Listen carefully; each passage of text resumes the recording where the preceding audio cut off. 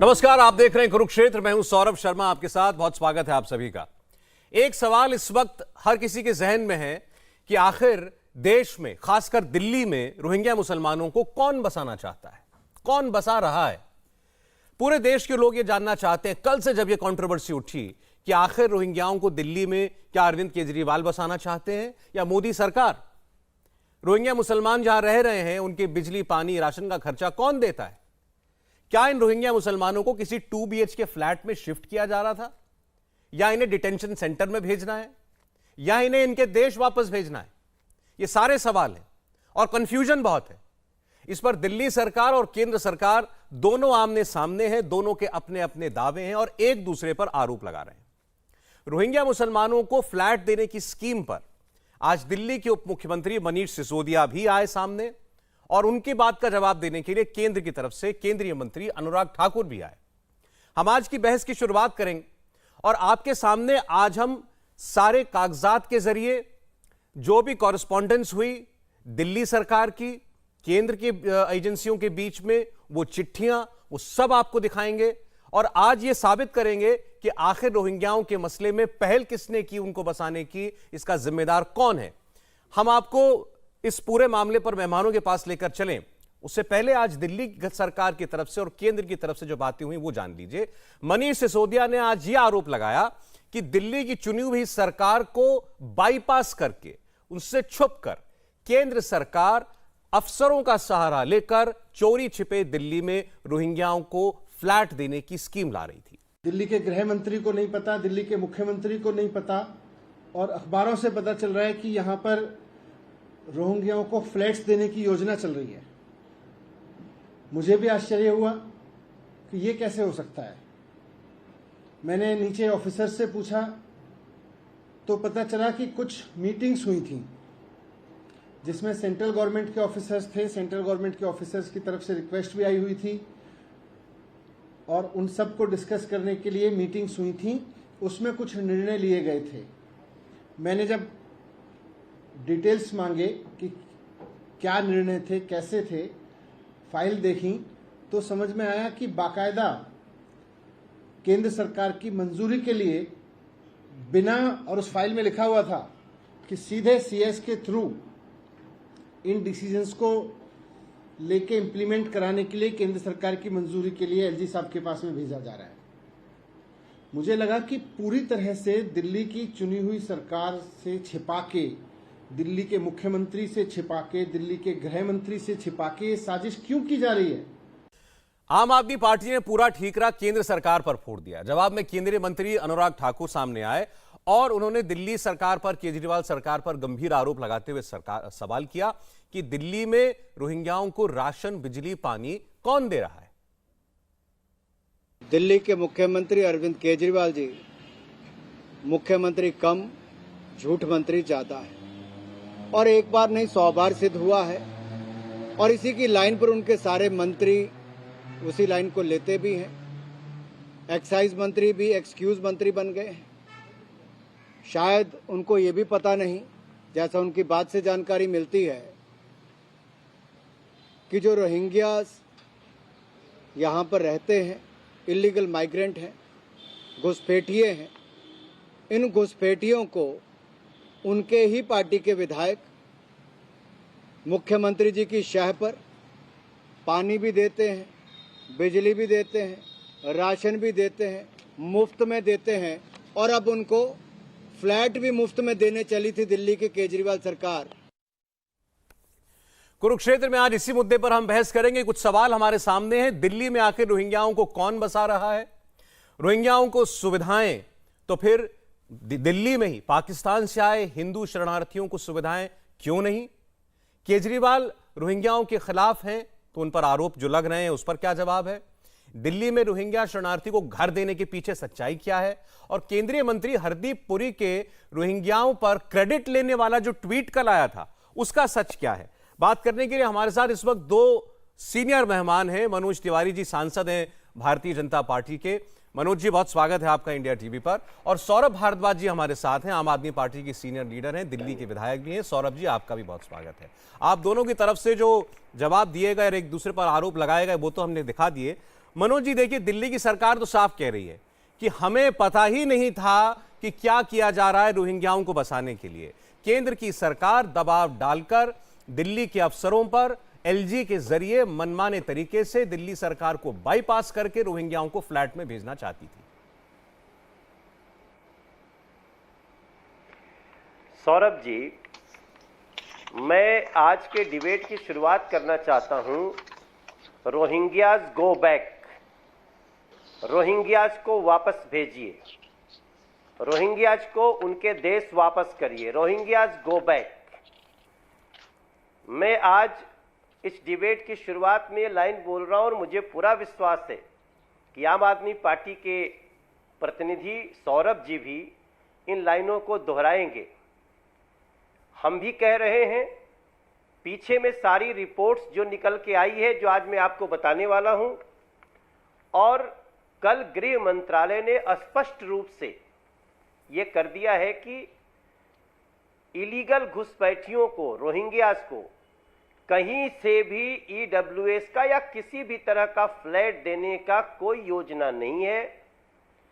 और गृह मंत्रालय ने यह भी बताया है कि ये प्रस्ताव दिल्ली सरकार का है कि हम रोहिंग्यास के जो इलीगल घुसपैठी दिल्ली में है उनको ईडब्ल्यूएस का फ्लैट दिया जाए।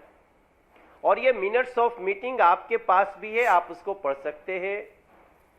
उस मीटिंग के दौरान भी जो दिल्ली पुलिस का उस मीटिंग के बाद जो एक्शन रिपोर्ट है वो कहते हैं कि नहीं, इनको डिपोर्ट करना है और डिपोर्ट करने तक डिटेंशन सेंटर में रखना है जी, इनको डिटेन करना है।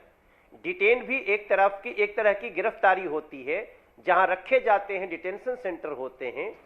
और इसके बाद भी हमारे पास आज मेरे पास 2/8/2021, 4/8/2021, 10/8/2021, 5/11/2021 और इस तरह से मेरे पास 8 पत्र हैं जब दिल्ली सरकार ने रोहिंग्याज को इस तरह से एकोमोडेट करने की बात की है। जी ठीक है। और आज तो सौरभ जी उपस्थित हैं, बताएंगे ये एकोमोडेट करने की बात तो दूर, इनके विधायक वीडियो भी है, अगर आप कहें तो मैं आपको भेजता हूं, आपके चैनल पे दिखा सकते हैं, जहां वो एक रोहिंग्याज के ऐसे ही कैंप में कभी जब उनको हटाने की प्रक्रिया शुरू हुई तो उनका डायलॉग था कि हाथ लगा के देखो। ये तो तय है कि हमारे देश में किसी भी तरह से अगर कोई गिरफ्तार भी है तो उसको कोई यातना नहीं दे सकता, भारत मानवता का देश है। लेकिन उसके लिए जब ऐसा शब्द कहा एमएलए ने, जी तो ठीक है मनोज जी, पर कोई कार्रवाई हुई? मनोज जी जो सारी चिट्ठियां आप बता रहे हैं वो सारे, आज अच्छी बात यह है कि वो सारी चिट्ठियां मेरे पास भी हैं, आपके पास भी हैं और सौरभ जी के पास भी हैं। आपने जिनका जिक्र किया जवाब देंगे सौरभ भारद्वाज। आप मेरी एक बात का जवाब दे दीजिए बस, फिर मैं सौरभ जी के पास जाऊं। आपने कल गृह मंत्रालय के उस स्टेटमेंट का जिक्र किया जिसमें यह कहा गया कि किसी भी इलीगल माइग्रेंट को, इलीगल रोहिंग्याओं को जो यहां रह रहे हैं उनको बसाने की तैयारी नहीं है फ्लैट में, उनको उनके देश में वापस भेजा जाएगा और इनको डिटेंशन सेंटर में रखा जाएगा। तो फिर कल हरदीप पुरी किस चीज का क्रेडिट ले रहे थे? जी, हरदीप पुरी ने जो दिन में ट्वीट किया और कहा कि भारत ने हर किसी का स्वागत किया है जिसने भारत में शरण मांगी है और रोहिंग्या मुसलमानों को, रोहिंग्या रिफ्यूजीज को ईडब्ल्यूएस फ्लैट बकरवाला में शिफ्ट किया जाएगा, उनको सारी मूलभूत सुविधाएं दी जाएंगी, उनको यूएन का कार्ड दिया जाएगा और उनको 24 घंटा दिल्ली पुलिस सुरक्षा प्रदान करेगी। तो वो किस चीज का श्रेय ले रहे थे? देखिए, हरदीप पुरी जी इस समय देश के बाहर हैं। उनका ट्वीट निश्चित रूप से हम सब के लिए भी एक आश्चर्य का विषय था, उसकी भाषा। लेकिन उस ट्वीट पर हरदीप पुरी जी ने भी सफाई दे दी है कि मेरा कहने का यह मतलब नहीं कि हम इनको फ्लैट देना चाहते हैं। और हरदीप पुरी के एक ट्वीट को, जिसको हम एक ह्यूमन एरर भी मान सकते हैं, जब गृह मंत्रालय स्वयं खड़ा है तो अच्छा हुआ इस बहाने हम और Manoj ji Hardeep Puri urban development minister है, हाउसिंग मिनिस्टर है। जिन फ्लैटों में रोहिंग्याओं को शिफ्ट करने की बात हुई थी वो एनडीएमसी के फ्लैट हैं। एनडीएमसी का मतलब सीधा सीधा सेंटर होता है, सीधा सीधा मामला हरदीप पुरी की मिनिस्ट्री से जुड़ा है। आप कह रहे हैं उनकी अपनी मिनिस्ट्री में जो हो रहा है वो हरदीप पुरी नहीं जानते हैं? नहीं, हम ये नहीं कह रहे, हम ये कह रहे हैं that is human error. Human उस एरर ट्वीट में कैसे ट्वीट हो गया, हरदीप पुरी जी उसका जवाब देंगे, लेकिन हरदीप पुरी जी के उस ट्वीट का भारत सरकार के गृह मंत्रालय के बयान आने के बाद उसका कोई मतलब नहीं रह जाता है और ये एक एरर है। लेकिन उसके बाद जो हमारी 10 पत्र है, वो जो ठीक 10 है। चिट्ठियां हैं, उनको ध्यान में रखते हुए आज ये डिसाइड करना पड़ेगा कि गृह मंत्रालय जहां स्पष्ट मना कर रही है वहां दिल्ली सरकार क्यों ऐसे रोहिंग्यास को इलीगल घुसपैठियों ठीक है मनोज जी, अब मैं जरा सौरभ जी के पास आपके सारे आरोप लेकर के मैं जा रहा हूं। सौरभ जी देखिए, उन्होंने कहा हरदीप पुरी जी ने जो लिखा था वो ह्यूमन एरर था, तो इसके आगे बहस की गुंजाइश नहीं रह जाती। अब उन्होंने कह दिया ह्यूमन एरर है तो है, हरदीप पुरी जी सामने जब आएंगे तो वो स्पष्टीकरण इस पर देंगे। आप रोहिंग्याओं को बसाना चाहते हैं, ये साबित करने के लिए बीजेपी 2 चिट्ठियां लेकर के आई है। वो दोनों चिट्ठियां मेरे पास हैं। एक है 29 जुलाई 2022 की ये चिट्ठी आपके पास भी होगी जो दिखाई जा रही है, और इसके अंदर जो है दूसरी चिट्ठी है वो जो स्क्रीन पर, उसके अलावा दूसरी वाली चलाएं चिट्ठी।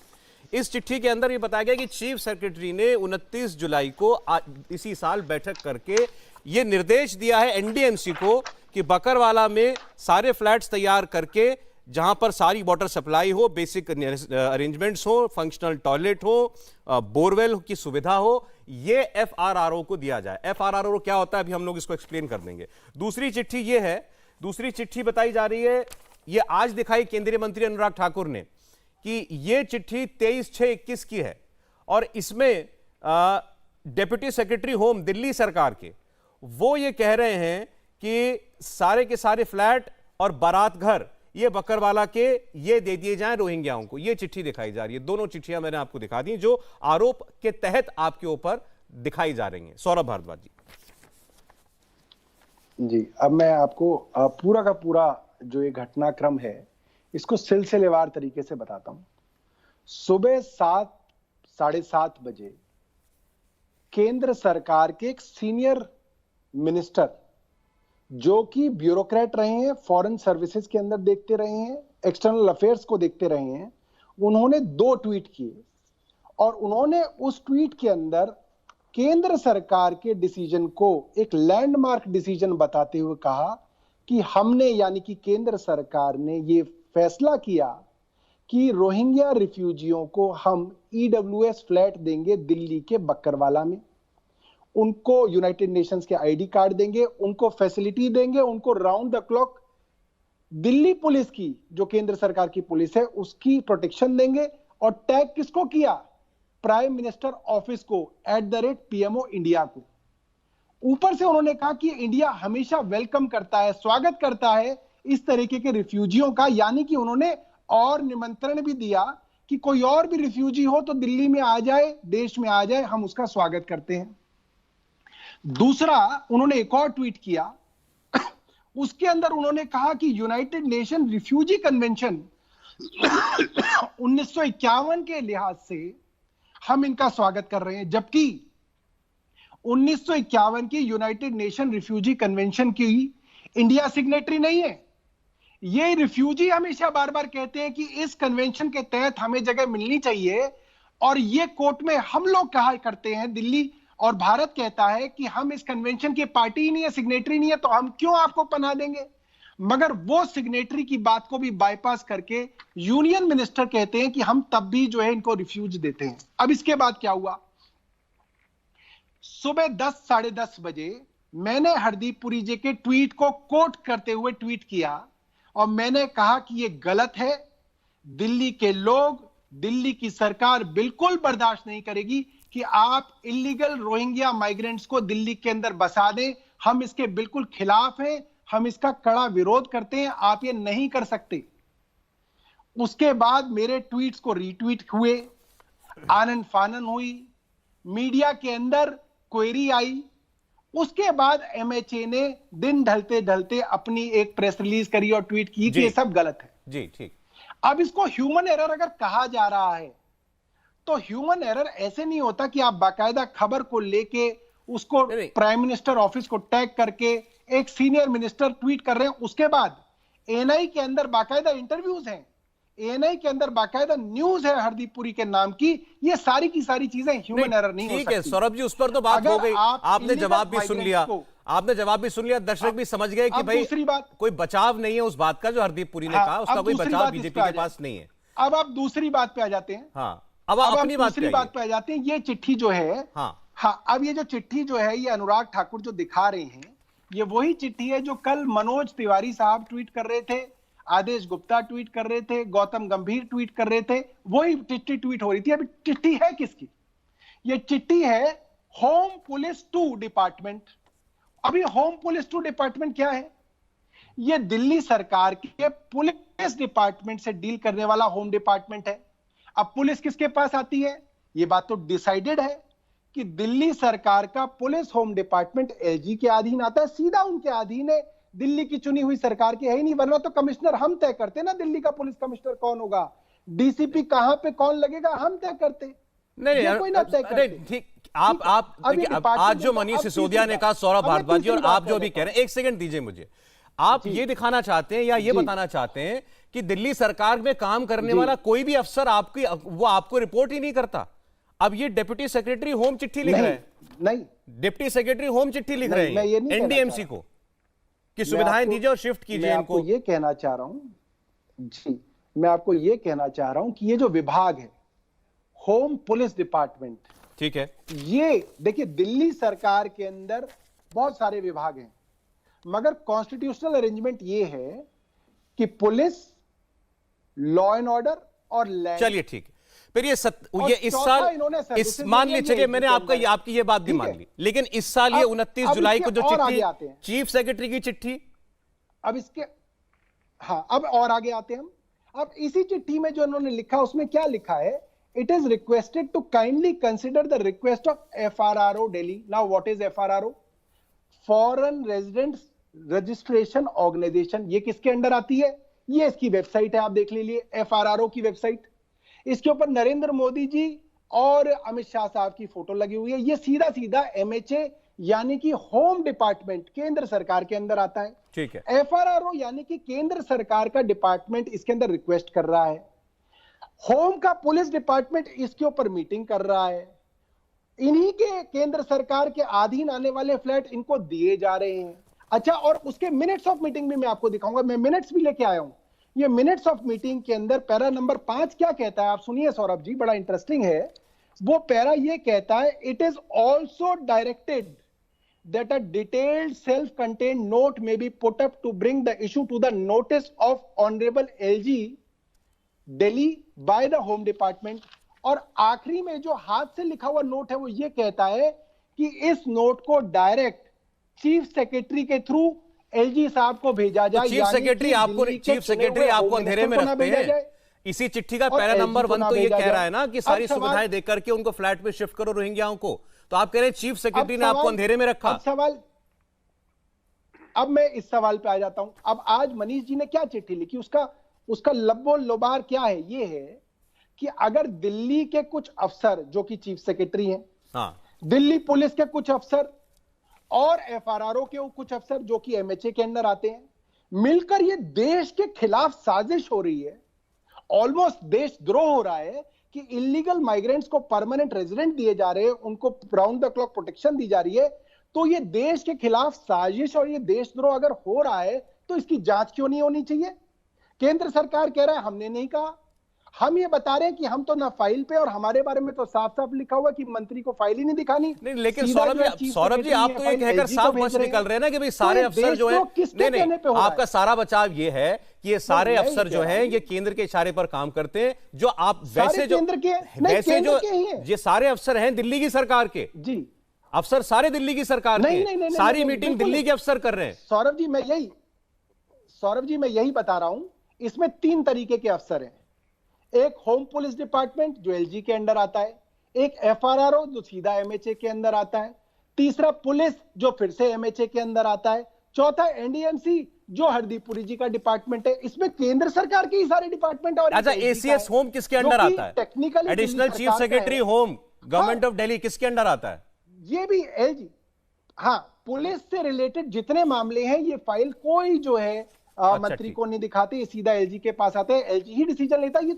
ये तो सब चलिए जानकारी अच्छा अच्छा सौरभ जी, चलिए ठीक है, आपका बचाव मैंने मुद्दे सुन लिया। आपका कहना है ये सारे अफसर जो हैं ये सीधे एलजी को रिपोर्ट करते हैं, एलजी के जरिए ये सारा काम हो रहा था, सब केंद्र करा रहा था, हमको अंधेरे में और रखा गया था। चलिए ठीक है, ओके।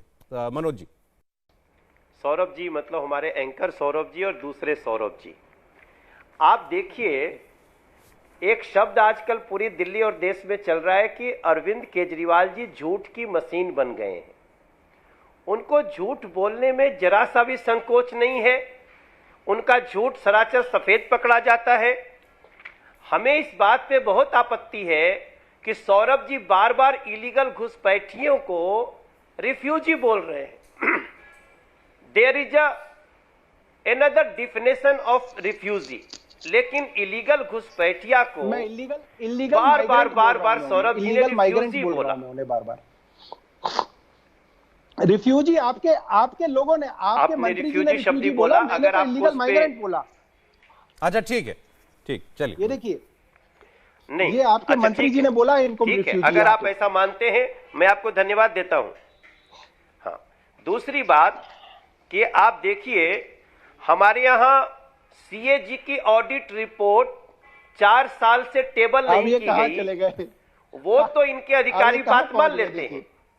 अरे मेरी बात आप पूरी बात सुन लीजिए। आप कह रहे हैं ना कि आपकी बात अधिकारी नहीं मानते, आप कहने के अधिकारी बात नहीं मानते। 4 साल से सौरभ जी प्लीज, सौरभ जी एक बार उनकी बात कंप्लीट हो जाए फिर आप बोल लीजिएगा प्लीज, एक एक करके। आप कुछ भी बोल रहे हैं, हम बीच में नहीं इंटरफेयर करेंगे। सीएजी की ऑडिट रिपोर्ट 4 साल से विधानसभा में टेबल नहीं हुई। जल बोर्ड का 15 से 16 से बैलेंस शीट नहीं दिया गया दिल्ली को। 1,51,564 करोड़ का हिसाब वो नहीं मिल रहा है दिल्ली को, तब तो आपके अधिकारी आपकी बात मान रहे हैं। लेकिन जब आप वही अधिकारी जो कि इस सारे पत्र लिख करके भेजे हुए हैं और ईडब्ल्यूएस कोटे में जो फ्लैट है वो रोहिंग्यास को देना चाहती है आपकी सरकार, तो उसको आप कह देते हैं ये अधिकारी हमारी बात नहीं मान रहे हैं। मैं समझता हूं यह झूठ की अगली कड़ी है। आज जब मनीष सिसोदिया से पूछा गया यही सवाल, क्या ऐसी जल्दी थी कि मनीष सिसोदिया जी पीसी छोड़ के भाग गए? मनीष सिसोदिया जी का पीसी छोड़ के भागना, पीछे हमारे पास 8 चिट्ठी ही नहीं है सौरभ, इंडिया टीवी सौरभ जी, उन चिट्ठियों के रिमाइंडर 12 बार आए हैं और हर बार यही कहा गया है कि इनको बिल्कुल ही ऐसी न कोई योजना है, न इनको देना है, इनको डिपोर्ट करना है। उन कंसर्न कंट्री से गृह मंत्रालय संपर्क में है। अब इसके बाद जैसे ये बोल रहे हैं कि हरदीप पुरी जी के बाद एनआई का रिपोर्ट आएगी, अगर एक ऐसा ट्वीट आ गया जिसके ऊपर सवाल उठ रहा है तो आएगा। इसलिए हमने उसको कहा कि ह्यूमन एरर, उसमें भी हरदीप पुरी जी ने भी कंफर्म किया है कि हम वो नहीं कहना चाहते जो समझा गया है, लेकिन एक ह्यूमन एरर के सामने ये 10 ऐसे लेटर्स है, इसको तो मानना पड़ेगा। और सौरभ जी, आप बड़ी विनम्रता से मैं आपको बोलना चाहता हूं, सौरभ जी हमारे आम आदमी पार्टी के एमएलए सौरभ भारद्वाज जी, ये जो होम डिपार्टमेंट है ये दिल्ली सरकार के पास भी होता है। आप उसको इतने सफाई से उसको भी गृह मंत्रालय का बता दे रहे हैं। हम सांसद एक बार बुलाते हैं तो भी दिल्ली स्टेट का होम डिपार्टमेंट का जो प्रिंसिपल सेक्रेटरी होते हैं वो हमारी बात नहीं सुनते हैं, वो सुनते हैं सिर्फ अरविंद केजरीवाल जी की बात सुनते हैं। उनकी सारी उसका प्रावधान आप लोगों के पास है, मतलब अरविंद केजरीवाल जी सरकार के पास है। इसलिए अभी भी आपको मैं बोल रहा हूं, आप क्या एक बार कह सकते हैं कि रोहिंग्या गो बैक, रोहिंग्या को जल्दी हटाओ? ये बात मैं सौरभ जी से सुनना चाहता हूं आज के डिबेट में। सौरभ जी। जी, मैं जब मनोज तिवारी जी ने गो बैक बोला तो मैं सोच रहा था रोहिंग्या गो बैक ऐसा हो गया जैसे कोरोना गो बैक। क्या रोहिंग्या अपने आप गो बैक हो जाएंगे? और ये गो बैक रोहिंग्या किसको कह रहे हैं मनोज जी? आप ही की सरकार को तो इन्हें भेजना है। रोहिंग्या खुद तो जाएंगे नहीं, या दिल्ली सरकार या कहीं की गुजरात सरकार या कहीं की मध्य प्रदेश सरकार इनको भेज सकती है। ये तो केंद्र सरकार को भेजना है। और हमने आप सब कल भी कहा और आज मनीष जी ने भी कहा कि इनको क्यों डिपोर्ट नहीं कर रहे हैं, आपको क्या परेशानी है इनको डिपोर्ट करने में। नरेंद्र मोदी जी को प्रधानमंत्री बने 8 साल हो गए, 8 साल में आप इन रोहिंग्याओं को डिपोर्ट नहीं कर पाए और अब आप ये नारा लगा रहे हैं रोहिंग्या गो बैक। आप किसको बेवकूफ बना रहे हैं? हमें बेवकूफ बना रहे हैं? नहीं खुद को ठीक है बेवकूफ सौरभ बना जी, रहे हैं। लेकिन इन्होंने आज मैं एक बोल सवाल रहा और हूं, पूछा आपसे। नरेंद्र मोदी ये बात जी ठीक है को- कि अगर वो इलीगल है तो उनको वापस भेजना नरेंद्र केंद्र मोदी सरकार जी की को जिम्मेदारी इनको है। डिपोर्ट करना चाहिए। सौरभ जी केंद्र सरकार को डिपोर्ट करना चाहिए और मैं जल्द आपकी बात जल्द से सहमत करना हूं कि चाहिए। ये अगर इलीगल हैं, ये लोग रह रहे हैं तो इनको वापस भेजना केंद्र की जिम्मेदारी है। कल होम मिनिस्ट्री ने कहा कि हम इनकी डिपोर्टेशन के लिए बातचीत कर रहे हैं। आज ये सवाल उठा है कि ये दिल्ली में रह रहे हैं, दिल्ली में कहां रह रहे हैं ये सब जानते हैं। दिल्ली में टेंट में रहते हैं, उसका किराया भरती है आपकी सरकार, आम आदमी पार्टी की सरकार। 7 लाख रुपया किराया भरती है उसका, टेंटों का। बिजली देते हैं आप, पानी के टैंकर लगाते हैं आप। तो यह पूछा जा रहा है कि सारी उनकी देखरेख तो आपकी सरकार कर रही है। देखिए मैं आपको सौरभ जी बताऊं, ये रोहिंग्या जो हैं दिल्ली में तो 1200 हैं और ये हम नहीं कह रहे, केंद्र सरकार कह रही है। ये रोहिंग्या पूरे देश के अंदर 40,000 हैं। जहां पे केंद्र की सरकार है जम्मू, वहां पे 4,000 हैं। इनके बाकी जो राज्य हैं, उत्तर प्रदेश हो, बाकी जो उत्तराखंड हो, हिमाचल हो, साउथ हो, नॉर्थ ईस्ट हो, जहां इनकी सरकारें, वहां भी रोहिंग्या रह रहे हैं। जी ठीक। और सब जगह जहां पे रोहिंग्या रहेंगे, 1200-1400 लोग रहेंगे, शौच करेंगे तो कहां शौच करेंगे? टॉयलेट नहीं दोगे तो वो सड़कों पे शौच करेंगे। इनकी वजह से ये दिक्कत हो रही है। इनको अब तक इनको डिपोर्ट कर देना चाहिए था, डिपोर्ट नहीं तो ये बात आपने कभी इससे पहले केंद्र से उठाई कि हमें इनका खर्चा वहन करना पड़ रहा है, इनकी देखरेख हमें करनी पड़ रही है, इनको डिपोर्ट करिए। आपकी सरकार को भी कई बरस हो गए। ये तो कई बार, ये तो खूब कहा जा रहा है इनसे, कब से कहा जा रहा है। ये हर बार जो इलेक्शन होते हैं, इलेक्शन से पहले इनका नारा ही होता है कि हम डिपोर्ट करेंगे, हम डिपोर्ट करेंगे। अब कब करेंगे डिपोर्ट? इनको खुद नहीं पता। ये कह रहे हैं कि सरकार से बात कर रहे हैं। किस सरकार से बात कर रहे हैं? जिस सरकार ने खुद इन्हें अपने देश से निकाल दिया, म्यांमार ने, म्यांमार कोई ना इनको लेगा। किस सरकार से बात कर रहे हैं बताइए? म्यांमार ने तो कह दिया हमारे है ही नहीं, तो दोगे किसको आप? समस्या ये है कि मोदी जी की विदेश नीति इसके अंदर पूरी तरह से फेल हो गई है। इनको डिपोर्टेशन की कोई आगे जो है तरीका नहीं नजर आ रहा, इसलिए ये फंस गए हैं। अच्छा ठीक है, मैं जवाब लेता हूं। सौरभ भारद्वाज ये कह रहे हैं कि भाई ये अगर दिल्ली में रहेंगे, इंसान है, रह रहे हैं, अगर इलीगल भी हैं तो उनकी जो मूलभूत सुविधाएं हैं कुछ तो देना पड़ेगा, तो वो दिल्ली की सरकार दे रही है। लेकिन इनको वापस भेजने का काम केंद्र की सरकार को करना है, वो क्यों नहीं हो रहा है? कल भी जो गृह मंत्रालय ने कहा कि इनको डिपोर्ट करने की तैयारी हो रही है, तो 8 साल से, ये तो 2012 से रह रहे हैं दिल्ली में, 10 साल हो गए इनको आए हुए, तो 10 साल से वापस क्यों नहीं भेजे जा सके? मैं सौरभ, मनोज जी। सौरभ जी सौरभ जी, यहां 2 बात बहुत याद रखने लायक है कि हमारा देश इंसानियत का देश है, हमारा देश मानवता का पालन करता है, ह्यूमन राइट्स का पालन करता है। हमारे यहाँ जो लोग डिटेंशन सेंटर में हैं वो डिटेन हैं, और जो डिटेन हैं उनको कोई नुकसान न हो ये भी भारत की जिम्मेदारी है।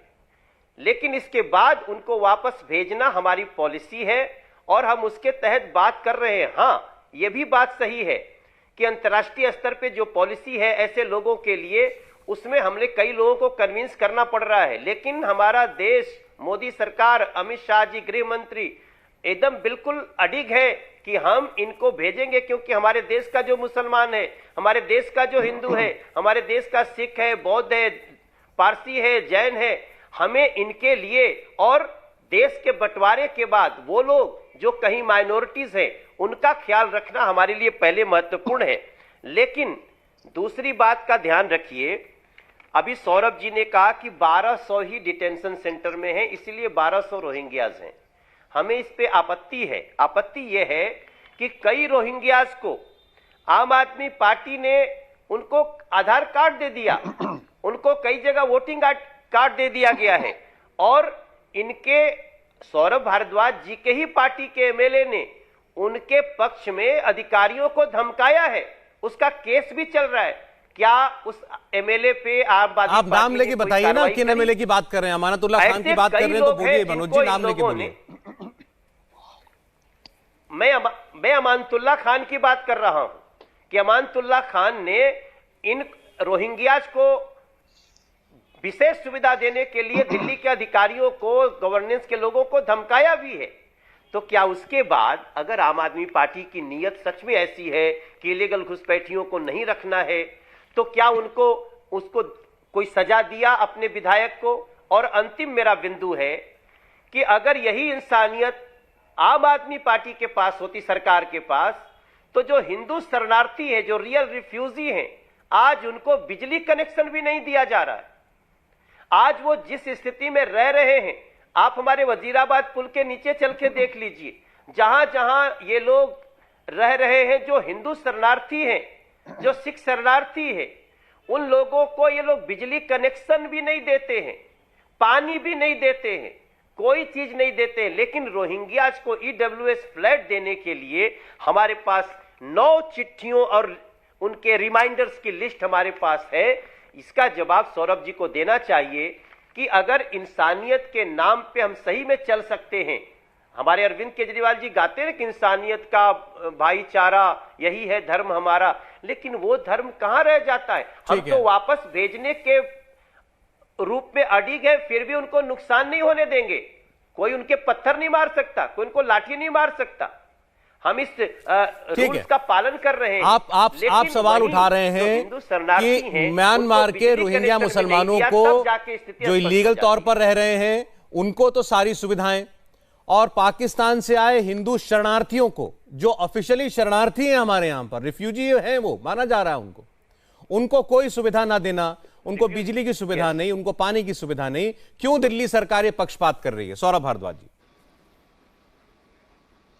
देखिए, एक तो ये मुझे अभी तक नहीं समझा पाए कि केंद्र सरकार 8 साल से इन 40,000 रोहिंग्याओं का डिपोर्टेशन क्यों नहीं कर पाई, ये नहीं समझा पाए। दूसरी बात, जहां पे भी माइग्रेंट्स रह रहे हैं, जो प्रश्न है उसका जवाब दिया जाए। वो कहीं ना कहीं जो कहा, मैं बता रहा हूं, जहां पे भी माइग्रेंट्स रह रहे हैं, चाहे वो हिंदू हो या मुस्लिम हो, वो लोग उन्हीं मूलभूत सुविधाओं के साथ रह रहे हैं कि दिल्ली सरकार उनको पानी के टैंकर पहुंचाती है, टॉयलेट इधर उधर ना करें, सड़कों पे ना करें, इसलिए मोबाइल टॉयलेट्स उनके लिए लगवाए जाते हैं, और यही चीज जो है दी जाती है। जहां तक फ्लैट्स देने का सवाल है, तो फ्लैट्स तो केंद्र सरकार दे रही थी इनको, रोहिंग्याओं को।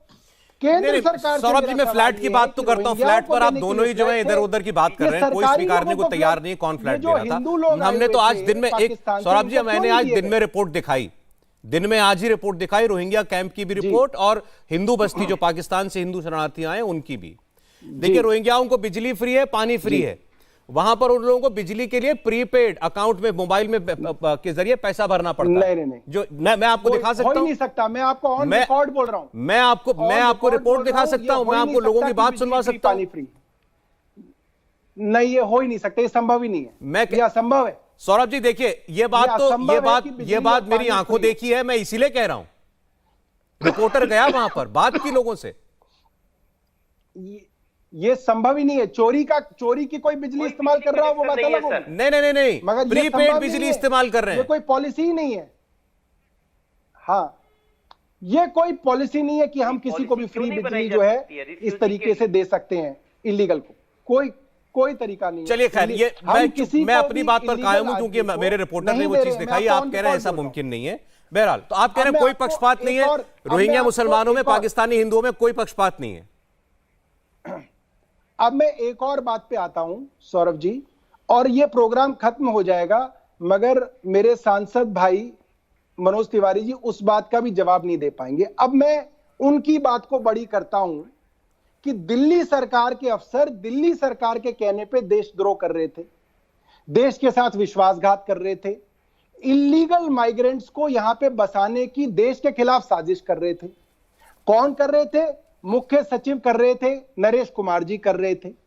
मैं आपसे चाहता हूं, आप उन्हें क्यों नहीं अभी निकाल देते, उनके ऊपर देशद्रोह का मुकदमा करिए, उनको सस्पेंड कर दीजिए।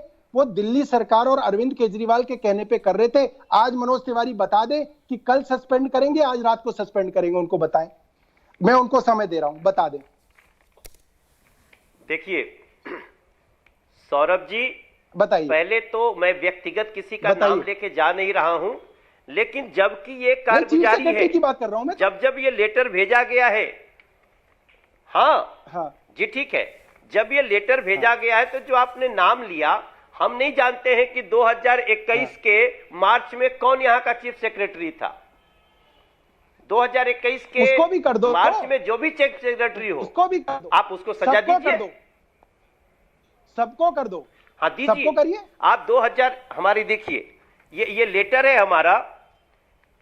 एक तो मैं सौरभ जी तो माफी करिए ना, चाहता सब पे हूं, करिए। मैं जहां बैठ के आपसे बात कर रहा हूं ना, करावल नगर, तो बिजली कट गई है, तो बिजली कट गई है तो मेरा चेहरा थोड़ा सा ऐसे आता होगा, हम आपके कैमरे की लाइट में हैं।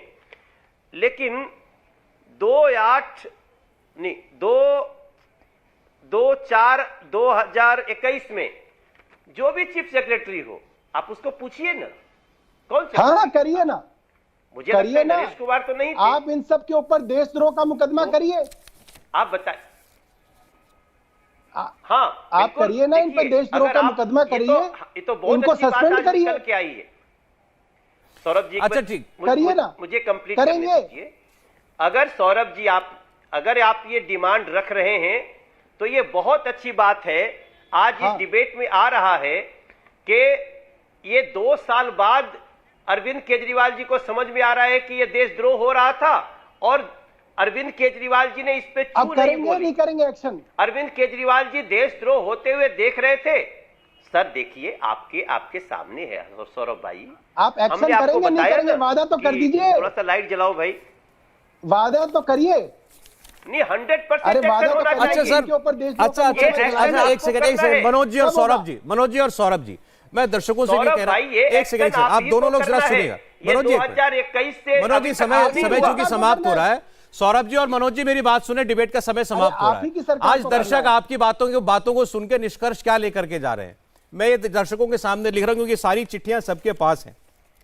एनडीएमसी, दिल्ली पुलिस के तमाम अलग इलाकों के डीसीपी, दिल्ली के डीएम, दिल्ली के एसडीएम, इसके अलावा चीफ सेक्रेटरी दिल्ली सरकार के एसीएस होम, ये सारी एजेंसियां मिल बैठकर बात कर रही हैं, आपस में मीटिंग कर रही हैं। एफआरआरओ केंद्र सरकार की, ये सब मिलकर आपस में बैठकर बात कर रहे हैं कि रोहिंग्याओं को हमें फ्लैट में 240 फ्लैटों में बकरवाला में शिफ्ट करना है।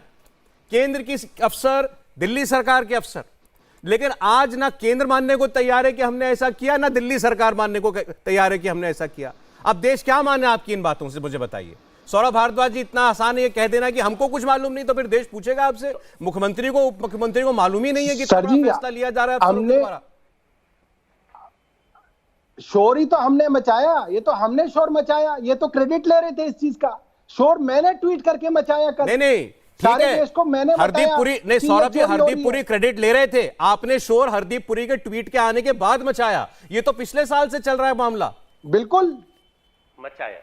मैं आपको कह तो रहा हूं, मनोज तिवारी जी ने वादा किया है कि इन अफसरों के ऊपर देशद्रोह का मुकदमा करेंगे और इनको सस्पेंड करेंगे। आप देख लीजिएगा, कुछ नहीं करेंगे, क्योंकि मैं ये वो सवाल, इनके लोग हैं, मैं इस इनके सवाल का कहने पे जवाब कर ये रहे डिबेट थे। खत्म होने से ये पहले अधिकार मनोज जी से आपके लेकर पास रहूंगा, है। लेकिन सौरभ जी जवाब दें। फिर आप ये कहना चाहते हैं कि आपकी सरकार के अंदर जो भी अफसर कर रहे हैं वो कर रहे हैं, मुख्यमंत्री को कुछ नहीं मालूम, सरकार कुछ नहीं जानती।